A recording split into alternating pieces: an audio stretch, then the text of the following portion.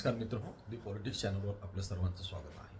मित्र हो, कॉक्रोच जनता पार्टीने विजय मिळवलेला आहे. त्यांच्या बाकीच्या मागण्या मान्य होतील. धर्मेंद्र प्रधानांनी राजीनामा दिलेला आहे. सरकारचं डोकं ठिकाण्यावर आलेलं आहे आणि आपण पाहतो की कुशल संघटक असणारे धर्मेंद्र प्रधान यांना राजीनामा द्यावा, कारण अखिल भारतीय विद्यार्थी परिषदेच्या मुशीतून पुढे आलेल्या धर्मेंद्र प्रधानांना हे राजीनामा द्यावा लागला, कारण भाजपचं आश्वासक नेतृत्व म्हणून त्यांच्याकडे पाहिलं जात होतं. कारण त्यांचे वडील देवेंद्र प्रधान हे माजी पंतप्रधान अटल बिहारी वाजपेयी यांच्या मंत्रिमंडळात होते. धर्मेंद्र प्रधान यांनी 1990च्या सुरुवातीला महाविद्यालयीन काळात अखिल भारतीय विद्यार्थी परिषदेमध्ये प्रवेश केला आणि ते तालचेर महाविद्यालयाच्या विद्यार्थी संघटनेचे अध्यक्ष झाले. पुढे ते अखिल भारतीय विद्यार्थी परिषदेचे सचिव झाले. प्रधान कुशल संघटक म्हणूनही ओळखले जातात. ओरिसामध्ये भाजपची स्थिती भक्कम करण्याचे बरेचसे श्रेय धर्मेंद्र प्रधान यांना दिले जाते.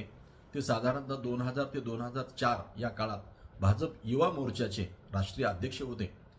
याच पदामुळे ते राष्ट्रीय पातळीवर भाजपच्या मुख्य नेतृत्वाच्या नजरेत आले.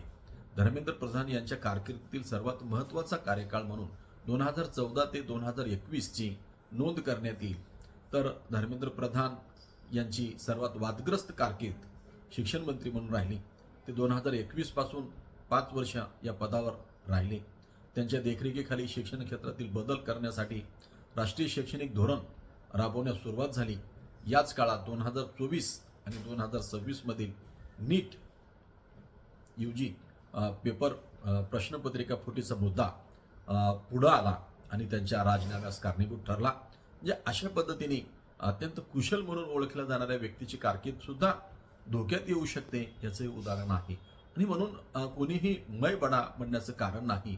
लोकशाहीमध्ये कोणीही मोठा नसतो, जनता श्रेष्ठ असते आणि काळ प्रत्येकाला उत्तर देत असते.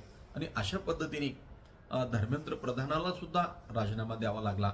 मोदींना सुद्धा असं वाटतं. अमित शहांना त्यांचं इंटेलिजन्स ब्युरो आणि जो तपास केलेला होता, एक 4-5 हजार विद्यार्थी जमतील, विद्यार्थी काय करतील, आपण दडपशाहीनी तानाशाहीनी त्यांना हाणून लावू आणि ते पळून जातील असं वाटलं होतं.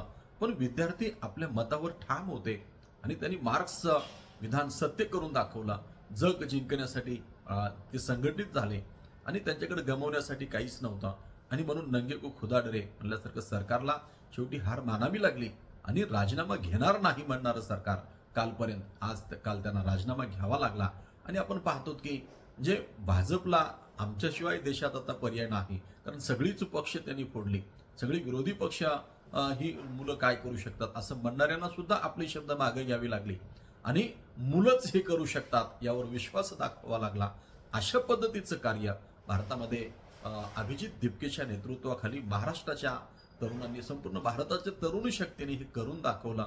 बघता बघता कुठलाही संबंध नसताना अनेक राज्यातून तरुणांचा जनसागर जंतर मंतरवर उलटला आणि आपण पाहतो की लोकशाहीचा हा फार मोठा विजय आहे. हे लोकशाहीमध्ये आवश्यक आहे. आणि लोकशाहीमध्ये जेव्हा अशा पद्धतीने होते, आणि या आंदोलनाचं दुसरं वैशिष्ट्य हे आहे की यामध्ये भाजपमध्ये सत्तेत असणाऱ्या राज्यकर्त्यांची मुलं सुद्धा सहभागी झाली उत्स्फूर्तपणे आणि ते सांगत होते मग की आम्ही या आंदोलनात का सहभागी झालो, आमचे वडील कशा पद्धतीने बोलतात आणि आम्हाला ते का मान्य नाही. कारण जनता आणि बाकी विद्यार्थी, जे 22 विद्यार्थ्यांनी आत्महत्या केल्या, ह्या सगळ्या डिप्रेशनमध्ये जाऊन परीक्षा पुन्हा पुन्हा होत असतील आणि हे सगळे हुशार विद्यार्थी आहेत. या देशाचं भविष्य आहे आणि जे भविष्य अंधारामध्ये असेल, रोजगार त्यांना नसेल, तर भारत महासत्ता कशी काय होणार आहे, हा प्रश्न त्यांनी उपस्थित केला आणि तो उपस्थित करणं अत्यावश्यक आहे.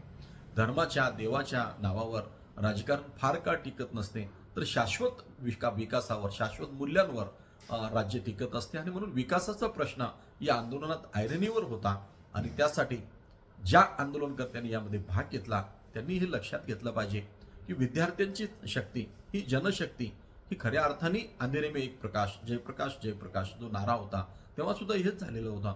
जयप्रकाश नारायणांच्या मागं आणीबाणीच्या मध्ये जी काही अशी दडपशाही चालवली गेली त्याच्या विरोधामध्ये जनशक्ती उत्स्फूर्तपणे पुढे आली आणि जनतेने फार मोठं आंदोलन केलं. आणि आपण पाहतो की इंदिरा गांधींना सुद्धा पराभव पत्करावा लागला निवडणुकांमध्ये. तशाच पद्धतीची वेळ आजही येऊ शकते आणि म्हणून कुठल्याही सत्ताधीशांनी आम्ही अंतिम आहोत, आम्हाला कोण हटवू शकते, अशा मगरुरीमध्ये राहण्याचं कारण नाही.